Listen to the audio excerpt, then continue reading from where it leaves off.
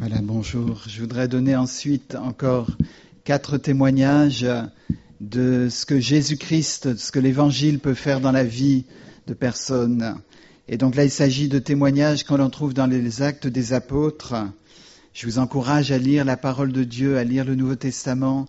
Si vous ne l'avez pas, eh bien, demandez-le nous. On vous fournira parce que c'est important de lire, de connaître le texte de l'Évangile, du Nouveau Testament surtout. Dans les Actes des Apôtres, il y est mention de plusieurs conversions à Jésus-Christ. Et là, il est question de l'apôtre Pierre qui se rend dans une ville, et il y a là un homme qui s'appelle Énée et qui est paralysé depuis 8 ans. Voilà le problème de cet homme. C'est un homme qui était évidemment croyant, qui croyait en Dieu, qui aimait Dieu à sa façon, mais il était paralysé. Et combien de gens nous côtoyons qui sont paralysés, d'une certaine façon, pas physiquement cela, mais qui sont paralysés à l'intérieur de leur vie. Ils croient en Dieu, ils aiment Dieu, ils veulent le servir d'une certaine façon, mais il y a quelque chose qui les empêche de faire le pas, il y a quelque chose qui les empêche de mettre en pratique ce qu'ils voudraient faire. Ils voudraient faire le bien, mais c'est le mal qui arrive, ils sont paralysés. Et ce qui est frappant, c'est que l'apôtre Pierre est juste venu à prêcher la parole de Dieu et il a dit à Énée, lève-toi et arrange ton lit. J'aimerais dire à ces personnes-là ce matin que c'est la parole de Jésus qui s'adresse pour eux. Lève-toi. Remarquez bien ce terme, lève-toi. L'apôtre Pierre disait à un paralytique, lève-toi, c'est une insulte. S'il n'y a pas, bien sûr, une œuvre de Dieu qui se pratique dans la vie de la personne. Et cet homme a pu se lever. Il a pu se lever parce que Jésus, que prêchait Pierre, l'a guéri. Et ce matin, c'est possible pour vous aussi de vous lever dans votre vie, même si vous êtes liés par tout un tas de choses. S'il y a des choses qui vous empêchent d'avancer, de faire les choses de Dieu, si vous voyez les jeunes qui donnent leur vie au Seigneur et vous dites, voilà, moi j'aimerais bien, mais je ne peux pas imaginer de pouvoir le faire. Eh bien, Jésus est venu spécialement pour vous. Parce que Jésus n'est pas venu pour les bien portants, mais pour ceux qui sont malades dans leur vie spirituelle. L'apôtre Pierre est allé dans une autre ville après, et voilà, on est allé le chercher parce qu'il y avait une jeune femme qui était morte. Et on a dit à Pierre, mais c'était quelqu'un de bien. C'était quelqu'un qui faisait plein de bonnes œuvres, mais elle est morte. Et là aussi, combien de gens nous côtoyons qui, pour des raisons religieuses ou philanthropiques ou humanistes, font beaucoup de bonnes œuvres, mais à l'intérieur de leur vie, ils sont morts spirituellement.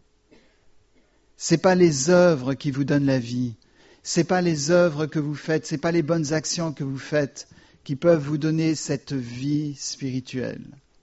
Cette femme avait fait des bonnes œuvres, on pouvait les exposer, mais elle était morte et elle avait besoin de recevoir la vie. Et l'apôtre Pierre est passé par là. Et au nom de Jésus, il a pu rendre la vie. Et là aussi, ce matin, il y a peut-être des gens ici qui disent à l'intérieur, c'est la mort. Oui, je suis reconnu comme étant quelqu'un de bien qui a fait beaucoup de bien autour de moi, mais à l'intérieur de ma vie, c'est la mort. Eh bien, il y a la parole de Jésus aussi pour vous. Et cette parole, c'était « Lève-toi ». C'est frappant, n'est-ce pas? Il s'adresse à un mort, il lui dit « Lève-toi ». Et Jésus a ressuscité cette femme. Et bien sûr, l'émotion, la joie autour dans sa famille et ses amis qui se réunissaient pour rendre témoignage, pour voir ce miracle. Il y avait une troisième personne, on lit ça, ça c'était dans Actes chapitre 9, dans Actes chapitre 10, il est question d'un tout autre personnage, c'est un militaire, un centenier romain, un militaire de l'armée romaine. Et cet homme, lui aussi d'ailleurs, était quelqu'un qui faisait beaucoup de bonnes œuvres, de bonnes actions. Il s'appelait Corneille.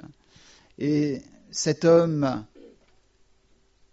avait pour attente et pour soif de connaître plus. Il connaissait Dieu, mais il ne connaissait pas Jésus-Christ, il ne connaissait pas l'œuvre du Saint-Esprit dans sa vie. Et cet homme avait soif.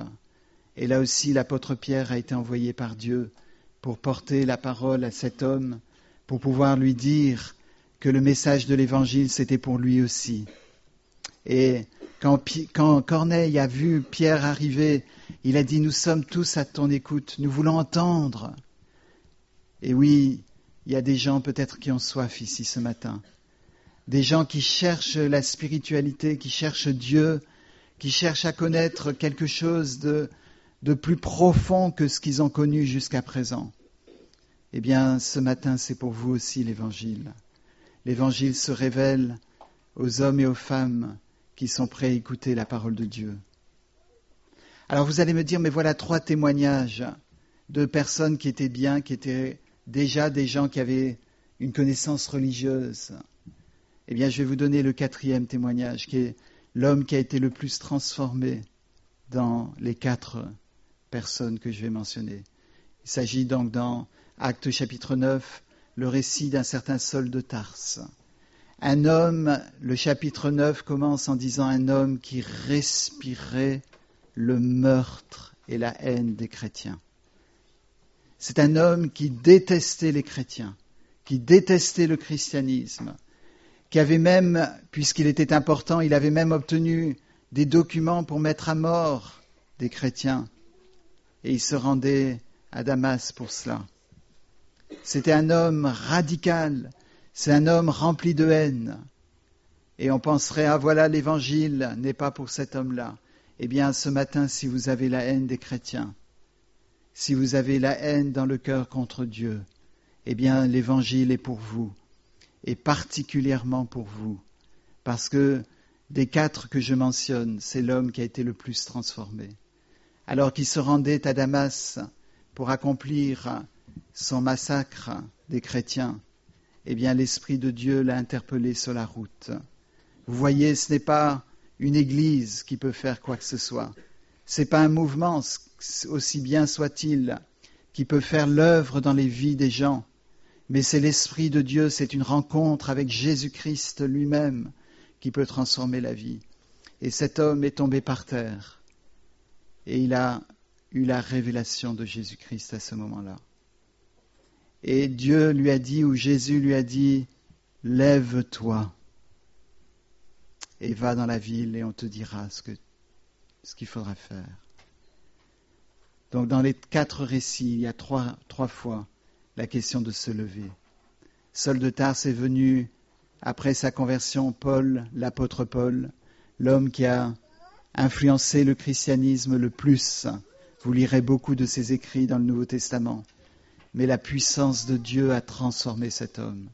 Et la puissance de Dieu est là ce matin pour vous transformer. Que vous soyez religieux, que vous soyez croyant, que vous soyez agnostique, que vous soyez athée, eh bien Jésus-Christ s'adresse à vous. Jésus-Christ veut vous parler ce matin, il veut vous sauver, il veut vous transformer. Il veut donner la vie de son esprit pour que votre vie prenne un sens spirituel. Alors, écoutez sa parole qui vous dit « Lève-toi ». Après le culte ce matin, à la fin du culte, nous sommes 3 responsables. Eh bien, nous serons ici devant et vous pouvez venir nous parler en disant « Moi, je voudrais répondre.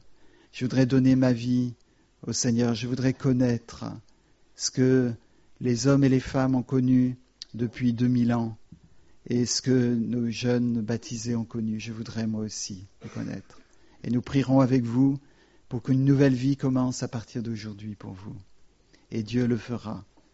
Il nous appelle, quelle que soit notre origine. Des 3 responsables, je vais parler sur mes 2 frères. Il y en a un qui est un ancien militaire et l'autre un ancien truand, qui a été sauvé par Jésus-Christ. L'ancien militaire est maintenant dans la police et l'autre a été sauvé et transformé. Et les 2 ont le même objectif ensemble, de servir le Seigneur, de pouvoir prêcher l'Évangile et de pouvoir vivre l'Évangile.